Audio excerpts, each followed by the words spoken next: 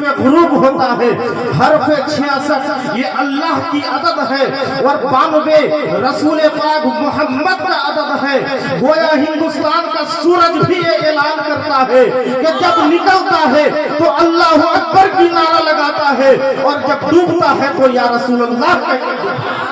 नारे तकबीर, नारे रिसालत, फैज़ाने आला हज़रत, फैज़ाने गरीब नवाज। ये हिंदुस्तान हिंदुस्तान की हकीकत हमने हिंदुस्तान से इसलिए दिल नहीं लगाया कि यहाँ लाल किला है।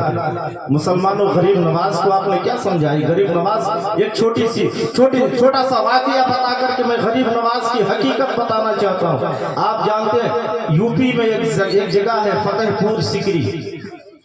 फतेहपुर सिकरी यूपी में एक जगह है जहाँ एक अल्लाह की बहुत बड़े वली कामिल आराम फरमा है, जिनकी बारगाह में उनका एक मुरीद पहुंचता है।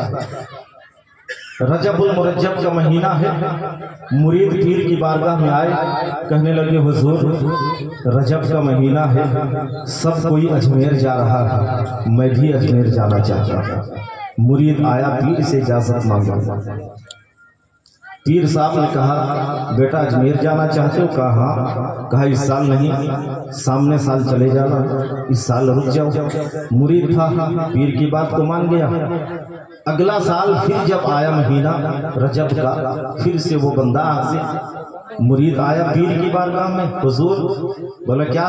कहा कि हुजूर मैं अजमेर जाना चाहता हूँ। कहा इस साल नहीं, फिर आइंदा साल चले जाना। मुरीद था, फिर भी पीर की बात को टाल नहीं सका, मान लिया।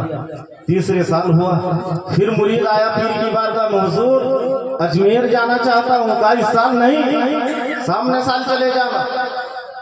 मुरीद था, पीर की बात को टाल ना सका, मान लिया। तीसरा साल, चौथे साल अब मुरीद चालाक हो गया। कहा हर साल जाता हूँ तो हुजूर फरमाते हैं आइंदा साल जाना, आइंदा साल जाना, सामने साल जाना, इस साल मत जाओ। तो अब मुरीद थोड़ी सी चालाकी दिखाई और बस का टिकट करके अपने पीर की बारगाह में पहुंच गए। कहा हुजूर, कहा क्या है? कहा हुजूर रजब का महीना है। कहा क्या हुआ? कहा सब जा रहे हैं। कहाँ? अजमेर शरीफ। तो क्या हुआ? कहा हुजूर मैं भी जाना चाहता हूँ। कहा इस साल में, सामने साल चले जाते। मुरीद ने कहा हुजूर मैंने बस का टिकट भी निकलवा लिया, 4 साल से आप मुझे बोले सामने साल जाना, सामने साल जाना। हुजूर इस साल तो मैं जाकर रहूंगा, मैंने टिकट भी निकाल लिया। कहा मेरे मुरीद बेटे इस साल ना जाओ, सामने साल चले जाना। कहा नहीं, इसी साल मुझे जाना। कहा कब जाना? कल सुबह बस छूटने वाली है मोहल्ले की मस्जिद के सामने से, कल सुबह बस छूटेगी हुजूर, मैंने बस की टिकट भी निकलवा ली। कहा ठीक है, कल सुबह जब जाना तो मुझसे मिल के जाना। अल्लाह अल्लाह। और एक बात, कल सुबह मेरे पीछे सुबह की नमाज अदा करना। पीर ने कह दिया, पीर का हुक्म था। अब मुरीद को रात भर नींद नहीं आई। जैसे ही सुबह हुआ, मस्जिद की मीनारों से अल्लाह अकबर की सदाएं बुलंद हुई। मुरीद उठा, वजू किया, मोहल्ले की मस्जिद में पहुंचा। अब जो है पीर साहब ने नमाज पढ़ाई, पीर के पीछे नमाज पढ़ा। अब जो है बैग लेकर के, टिकट हाथ में लेकर के खड़ा हुआ। नमाज के बाद पीर साहब तस्बीह लेकर के बैठे, आंखें बंद है, हाथों में तस्बीह, आंखें बंद है, हाथों में तस्बीह है। अब मुरीद बैग लेकर के कभी मस्जिद के बाहर, कभी मस्जिद के अंदर, कभी बस के पास, कभी मस्जिद के अंदर, कभी बस देखता कि छूट गया तो नहीं, कभी पीर को देखता आंख खुली के नहीं। अब आंख नहीं खुल रही तो इजाजत कैसे ले? पीर का हुक्म था जब जाना इजाजत लेके जाना। अब मुरीद परेशान हो गया कि क्या करें। अब बस वाले कहा कि चलो अब ना बस छूट जाएगी, बस छोड़ देंगे। सब लोग परेशान हैं। कहा थोड़ी देर रुक जाओ, पीर साहब का वजीफा खत्म होने वाला है, मैं भी चलूंगा साथ में। कहा बस रुक नहीं सकती, जाना है तो चलो, अब ना बस चली। अब ये पीर के इंतजार में कि पीर से इजाजत ले तो चले।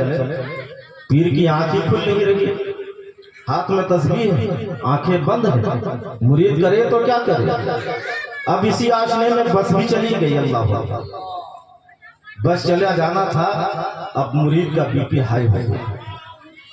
इधर बस गई, उधर पीर साहब की आंखें भी खुल गई। अब जैसे पीर की आंखें खुली, देखा मुरीद गुस्से में आंख भगोला खड़ा है। कहा क्या हुआ? कहा बताते हैं क्या हुआ? कहा अजमेर जाना चाहते हो? कहा अब मैं अजमेर जाऊं, कैसे जाऊं? कहा तुम्ही ना कहा था कि अजमेर जाना है, टिकट भी बनवा लिया, अब क्या हुआ? कहा कैसे जाऊं, बस तो चली गई। अब पीर भी थे वैसे ही पहुंचे हुए जलाल में आ गए। कहा बता तुझे अजमेर जाना है? कहा कैसे जाऊं? कहा क्या कैसे जाना वो मुझ पे छोड़, बता अजमेर जाना चाहता है कि नहीं? कहा हुजूर अजमेर तो जाना है। पीर साहब ने खत लिखा, खत मुरीद को दे करके कहा आंखें बंद करना, 3 कदम चलना।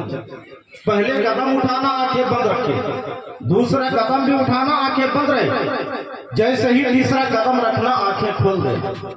और ये जो खत है, जब अजमेर पहुंचना दरगाह के सामने देखना एक बहुत बड़ा झाड़ है, दरख्त है, उस दरख्त के नीचे एक नूरानी चेहरे वाला सफेद दाढ़ी वाला बैठा एक बहुत बुजुर्ग आदमी होंगे, उनको मेरा खत दे दे। अब ये मुरीद कहा कि 3 कदम में अजमेर कैसे जाना है देखते हैं। अब हाथ में चिट्ठी है, पहला कदम मुरीद ने उठाया आंखें बंद है, दूसरा कदम उठाया आंखें बंद है, तीसरा कदम उठाकर के जैसे ही रखा आंखें खोलते ही क्या देखा कि जब आंखें बंद थी तो फतेहपुर में था, जब आंखें खुली तो अजमेर मोहल्ला में था। ये पीर की करामत, अजमेर मोहल्ला पहुंच गया। जैसे ही अजमेर पहुंचना था, उर्स का माहौल था, गहमा गहमी का माहौल था। अब वो सीधा उस दरख्त के करीब पहुंचा, देखा एक सफेद दाढ़ी वाले नूरानी चेहरे वाले बुजुर्ग हैं, उनको चिट्ठी दिया। और जैसे ही चिट्ठी दिया, बुजुर्ग ने चिट्ठी खोला, पढ़ा और मुस्कुराने लगे। अल्लाह कह दो सुभान अल्लाह। मुस्कुराने लगे वो बुजुर्ग और कहा कि जब जाना तो यहीं पर आना, मेरा एक खत उस बुजुर्ग को दे देना। अल्लाह, इस खत का जवाब लेकर के तू वापस जाना।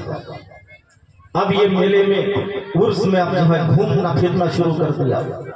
पूरे उर्स में घूमता रहा, फिरता रहा। इस याचने में बस के ड्राइवर से उसकी मुलाकात हो जाती है। जो बस उसके गांव से फतेहपुर से छुटी थी, उस बस के ड्राइवर से मुलाकात हो गई। अब ड्राइवर ने जैसे इसको देखा, कहा तू इधर कैसे, तू कैसे आया? तू तो था मोहल्ले की मस्जिद में, बस तो छूट गई थी, तू कैसे आया? कहा वो मत पूछो, वो मेरे अंदर की बात है। अरे बताओ तो कैसे आए? कहा वो बहुत पुरानी गाड़ी है। कहा कौन सी गाड़ी? कहा इश्क की गाड़ी से आया हूँ। कहा इश्क की गाड़ी से आया हूँ। अब जो है वो घूमता फिरता रहा इस याचने में। उर्स का मौसम भी खत्म हो गया। जब उर्स खत्म हुआ, लोग जाने लगे, तो अब ये बस के ड्राइवर के पास पहुंचा कि मुझे लेकर के चलो फतेहपुर। कहा क्या हुआ तेरे इश्क की गाड़ी का, उस गाड़ी में जाओ। मैं नहीं ले जाता। अब बस वाला इनकार कर दिया, कहा एडजस्ट करो। कहा तुम अपनी इश्क की गाड़ी को एडजस्ट कराओ, तब पता चलेगा तुम्हें कौन सी गाड़ी से तुम आए थे। अभी इसी आसने में उसे याद आया कि खत का जवाब लेना था, वो बुजुर्ग ने तो वहां बुलाया था मुझे। अब वो जो है उस बुजुर्ग के करीब, उस दरख्त के करीब पहुंचा। कहा हुजूर मैं घर जाना चाहता हूँ। कहा जाना चाहते हो? जी। खत लिखा, जवाब दे दिया। कहा इस ले जाकर तुम अपने पीर को दे दे। अब ये खत लेके जेब में रखा, वहीं टहल रहा। कहा क्या हुआ, घर जाना चाहते हो? जाओ। कहा कैसे जाऊं? आ तो गया था, अब जाऊं कैसे? कहा जैसे आए वैसे जाओ, जैसे आए थे वैसे वापस पलटो। कहा कि जो जाऊं कैसे, मेरा पीर तो वहां, मेरे पीर ने भेजा। कहा कैसे आए हो? कहा मैं नहीं बताऊंगा। अब वो बुजुर्ग थे, जलाली थे, वो कहे तू जब तक नहीं बताएगा मैं भेजूंगा नहीं। तू आने का हिस्ट्री बताएगा तब तुझे भेजूंगा। अब ये ना चाहते हुए बोला कि हुजूर मेरा पीर बहुत पहुंचा हुआ पीर है, उसने हमें 3 कदम में अजमेर भेज दिया। कहा 3 कदम में? कहा अगर मैं 2 कदम पे भेज दूं तो जाएगा? तेरे पीर ने तो 3 कदम पे भेजा था, मैं 2 कदम पे भेजूं तो जाएगा? कहा हुजूर जाएंगे, अब मरता क्या ना करता, मुझे घर पहुंचना था। कहा ये चिट्ठी ले, पहले कदम उठाना आंखें बंद रखना, दूसरे कदम उठाना आंखें खोल दो। पहला कदम बंद है आंखें, पहला कदम उठाए आंखें बंद है, दूसरा कदम उठाकर रखा आंखें खोली तो क्या देखा कि जब आंखें बंद थी तो अजमेर मोहल्ला में था, जब आंखें खुली तो अब अपने पीर के सामने हाजिर। अल्लाह। अब पीर की बारगाह में आया, वो खत दिया, पीर ने खोला, मुस्कुराया, पीर भी खोल के मुस्कुरा दिया, खत पढ़ के मुस्कुराने लगे। अब ये मुरीद से रहा ना गया, बहुत करीब ही था मुरीद। ये आगे बढ़ा और कहा हुजूर 2 सवाल करना चाहता हूँ। कहा क्या? कहा आपने खत में क्या लिखा था कि वो पढ़ के मुस्कुराए, उसने खत में क्या लिखा कि आप पढ़ के मुस्कुराए? ये जवाब मुझे दे दे। और दूसरा सवाल ये है कि जिसके पास आपने भेजा था वो बुजुर्ग कौन थे? अल्लाह। कह दो कौन बुजुर्ग थे? तो मचल के कहो सुभान अल्लाह। जिंदा दिली पेश कीजिए, इंशाअल्लाह बहुत मजा आएगा, बहुत मजा आएगा। ईमान की खेती हरी भरी हो जाएगी। आप देखें वो पीर कहने लगे कि मुरीद, मैंने खत में और कुछ नहीं बल्कि ये लिखा था कि आप हर साल इतने लोगों को क्यों परेशान करते हैं, आप अपना बुर्स बंद कर। इतना लिखा था मैंने खत में। कहा उन्होंने क्या लिखा?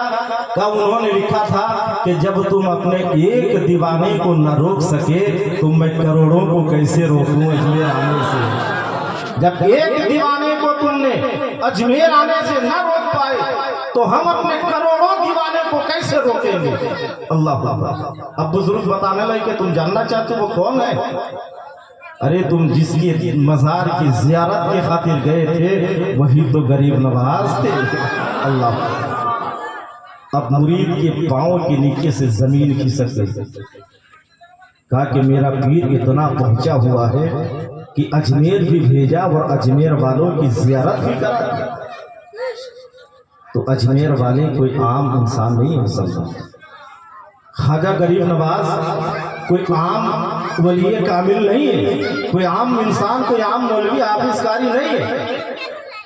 ख्वाजा गरीब नवाज आकाए रसूल है। हिंदुस्तान के बादशाह का नाम गरीब नवाज है, हिंदुस्तान के सुल्तान का नाम गरीब नवाज है। मुसलमानों तो गरीब नवाज की बात की जिसकी गरीब नवाजी में कोई शक व शुबा की गुंजाइश नहीं है।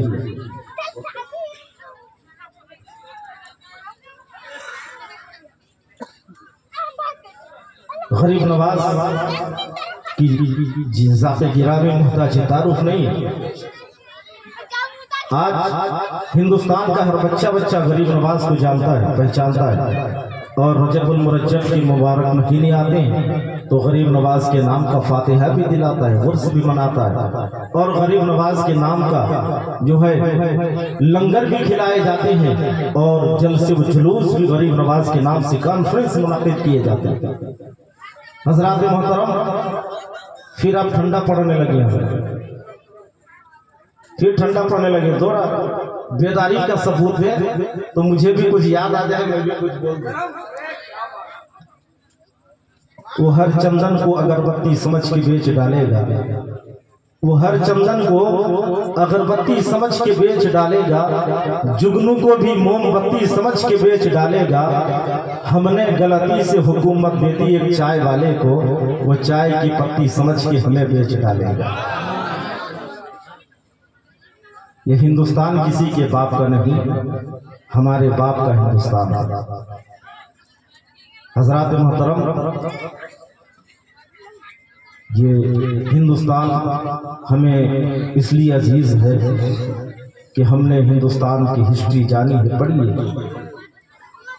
और गरीब नवाज अगर हिंदुस्तान की सरजमीन पर ना भेजे जाते, ना आज हमारी ईमान महफूज होती, ना हम मुसलमान कहलाते। और ये गरीब नवाज एक ऐसी अजीम वली कामिल का नाम है मुसलमानों कि गरीब नवाज के बचपनी का आलम था। जब गरीब नवाज हिंदुस्तान की सरजमीन पर तशरीफ लाए, जब हिंदुस्तान गरीब नवाज पहुंचे तो दीन की तबलीग शुरू की। और जब दीन की तबलीग हुई तो गरीब नवाज ने एक दिन 1000 लोगों को मुसलमान बनाया। सुभान अल्लाह। 1000 लोगों को मुशर्रफ का इस्लाम किया और घर पहुँचे। पहुँचने के बाद अपनी वालिदा मोहतरमा से कहने लगे, ए अम्मी जान आज मैं बहुत खुश हूँ। कहा क्यों? कहा अम्मी जान मैंने आज 1000 लोगों को कलमा पढ़ाया, काफिरों को मुसलमान बनाया। कहा बेटा ये तेरा कमाल नहीं मेरा कमाल है। माँ कहती है कि बेटा मोइनुद्दीन ये तेरा कमाल नहीं मेरा कमाल है। गरीब नवाज कहने लगे, अम्मी जान मुझे समझ में नहीं आई, तबलीग मैंने की, काफिरों को कलमा मैंने पढ़ाया, काफिरों के पास दीन लेकर के मैं गया, मेहनत मैं किया, और आप कह रही कि कमाल आपका है, समझ में नहीं आया। तो गरीब नवाज की माँ फरमाती है कि बेटा ये कमाल तेरा नहीं मेरा है। कहा क्यों कैसे? कहा गरीब नवाज तू जब छोटा था, जब तू मेरे गोद में था, जब तू दूध पीता था, कोई एक दिन ऐसा नहीं जब मैंने तुझे बगैर वजू के दूध पिलाया हो।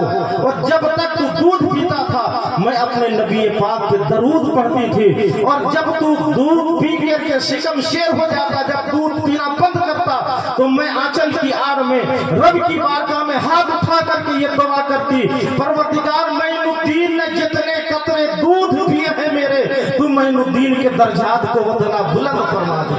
नारे तकबीर, नारे रिसालत, फैज़ान औलिया इकराम।